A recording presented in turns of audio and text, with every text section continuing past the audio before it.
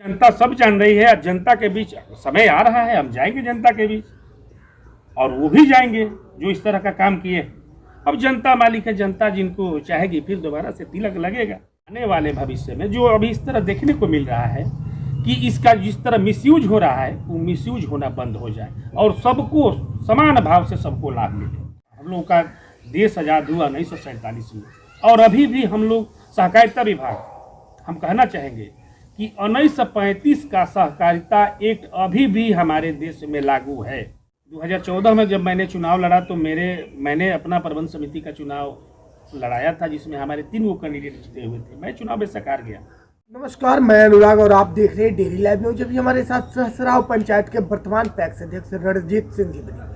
आइए मिलते हैं इनसे और जानते हैं पैक्स के उन तमाम दायित्वों के बारे में जिसको पैक्स जो है पंचायत स्तर पर निर्वहन करता है। इसके साथ साथ पैक्स समिति के बारे में कि पैक्स समिति का संचालन जो है कैसे किया जाता है। तो स्वागत है आपका डेली लाइव न्यूज चैनल में। बहुत बहुत आप लोगों का भी स्वागत है। आप लोग हमारे दरवाजे पर आए और हमारे पैक्स के विषय में सब कुछ बताना चाहते हैं। पैक्स एक समिति है और हर समिति को चलाने के लिए कुछ सदस्यों की जरूरत होती है, तो पैक्स को निर्वहन किस तरह से किया जाता है? पैक्स को निर्वहन तो लगभग हमको जीते हुए 5 साल अब होने जा रहा है।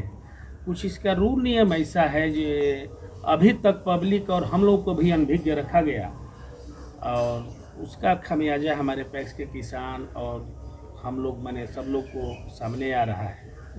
विगत चुनाव में 2019 में जो चुनाव हुआ था उसमें हम लोग चुनाव लड़े, और उसके रूल नियम का मैंने हवाला देते हुए कुछ टेक्निकली ऐसा चीज़ है जो प्रबंध समिति का चुनाव हमारे यहाँ नहीं हो पाया। अब उसके तह में हम नहीं जाना चाहते हैं।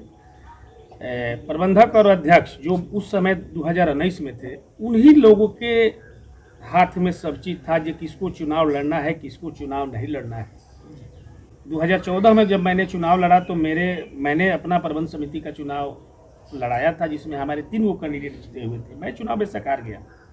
5 साल कैसे क्या चलाए अब तो भगवान ही जानते हैं।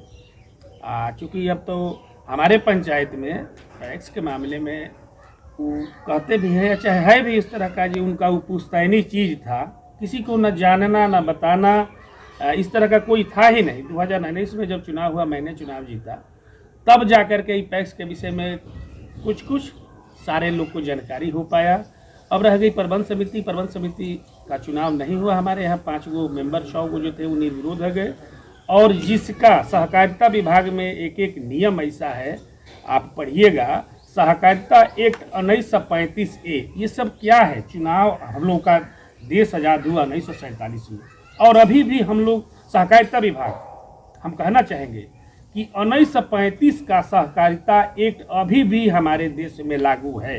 माननीय अमित शाह जी सुनते होंगे, चाहे हमारे मंत्रालय के मंत्री हैं। हम तो मांग करेंगे कि जैसे मुखिया का, सरपंच का, बीडीसी का चुनाव हो रहा है, उस तरह का चुनाव हमारे पैक्स को भी कर दिया जाए, ताकि आने वाले भविष्य में जो अभी इस तरह देखने को मिल रहा है कि इसका जिस तरह मिसयूज हो रहा है, वो मिसयूज होना बंद हो जाए और सबको समान भाव से सबको लाभ मिले। बिल्कुल, लेकिन सबसे बड़ी बात यहाँ पर यह आ रही है कि क्या किया जाएगा पंचायत स्तर पर कि समान भाव से लाभ सबको मिलेगा और सहकारिता का संचालन बेहतर तरीके से पंचायत स्तर पर हो पाएगा। 18 साल जो जिस तरह मुखिया का चुनाव पंचायत के लोग करते हैं, उसी तरह इसको भी कर दिया जाए। 18 साल जिनका भी उम्र हो गया है वो वोटर बन गए हैं, और वो वोट दे करके सबका अधिकार हो जाएगा इसमें लड़ने का। चुनाव कीजिए, जो मेंबर हैं या फिर जो सदस्य पहले से बने हुए हैं, उनको ही चुनाव न लड़ा करके सबका अधिकार हो जाए, सब लोग चुनाव लड़े। क्या आपको लगता है कि सरकार इसमें संशोधन करेगी और कुछ नियमावलियों को चेंज करके इस तरह का नियम लागू करेगी? कुछ तो उम्मीद जगह है माननीय अमित शाह जी से। जिस तरह एक्टिविटी सहकारिता विभाग में उनका बढ़ रहा है और देखने को मिल रहा है, धीरे धीरे डिजिटलाइजेशन जो हो रहा है हमारा पैक्स, तो इससे तो उम्मीद बनी है। अब हम वरीय पदाधिकारी जो लोग हैं, हम लोग तो छोटे लोग हैं, हम ये मांग करना चाहते हैं कि सहकारिता एक्ट में जो भी पुराने नियमावली है उन सबको हटा करके या संशोधन करके एक नया तरीके, जिस तरह से सब लोग हैं उस तरह से नया तरीका से एक पैक्स का रूल नियम लागू किया जाए। बिल्कुल, लेकिन सबसे बड़ी बात यहाँ पर यह आ रही है कि पैक्स एक समिति है, तो इस समिति का संचालन कैसे किया जाता है और इस समिति का निर्वहन किस तरह से होता है पंचायत स्तर पर? इस समिति का संचालन प्रबंध समिति के जो 12 मेंबर होते हैं जी। और एक अध्यक्ष, जी। इसके अलावा एक प्रबंधक होता है, सबको मिला करके और एक कमेटी जो बनती है वही पैक्स का संचालन करती है।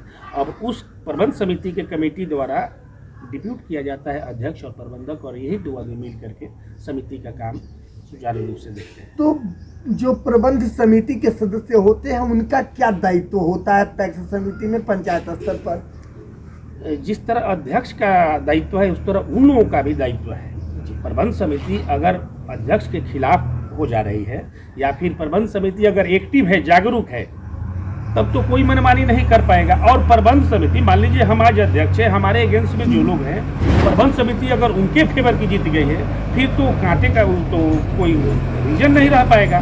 जिस तरह हमारे पैक्स में देखने को मिल रहा है, हमको जनता ने वोट दी, चुनाव जीताई, 5 साल हमको मौका देते, देखते हमसे, तो अब तो हारे हुए जो अध्यक्ष हैं, प्रबंध समिति के सदस्य हैं, उनकी पतोहू, उनका बेटा प्रबंधक है, उनके भाई, चचेरे भाई जो हैं वो प्रबंध समिति के सदस्य हैं, उनके जानने चाहने वाले जो भी लोग हैं, मात्र 6 आदमी हैं। और देखिए, चुनावी रंजिश को लेकर के आज 5 साल होने जा रहा है, 5 साल से न हमको काम करने दिया जा रहा है, न जनता को इसमें कोई माने जो भी सहयोग चाहे जो भी लाभ मिलना चाहिए, मिलने से वंचित कर दिया जा रहा है। अब इसमें हम चाह के भी क्या करेंगे? हमने रूल नियम जो भी है, हम 4 साल से हम भी बायलॉज पढ़ रहे हैं, उसी में जिक्र भी किया हम इससे पहले कि एक जगह लिखा हुआ है सहकारिता एक्ट 1935 से, इसका क्या मतलब हुआ? तो इस तरह का है, जिसका रूल नियम का वो लोग फायदा चाहे उसका मिसयूज करके और अपना मनमानी कर रहे हैं।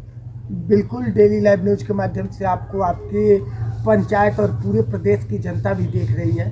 आप अपने नेतृत्व को लेकर और दायित्व को लेकर जनता से क्या कर रहे हैं? हम तो जनता तो हमारी सब जान रही है और जनता के बीच हम रहे हैं, हमको किसी चीज का न डर है नहीं है, जनता सब जान रही है। जनता के बीच समय आ रहा है, हम जाएंगे जनता के बीच, और वो भी जाएंगे जो इस तरह का काम किए। अब जनता मालिक है, जनता जिनको चाहेगी फिर दोबारा से तिलक लगेगा। चलिए जी, डेली लाइव न्यूज चैनल से जुड़ने के लिए और अपना कीमती समय देने के लिए बहुत बहुत धन्यवाद आपका। बहुत बहुत धन्यवाद आप लोगों का भी।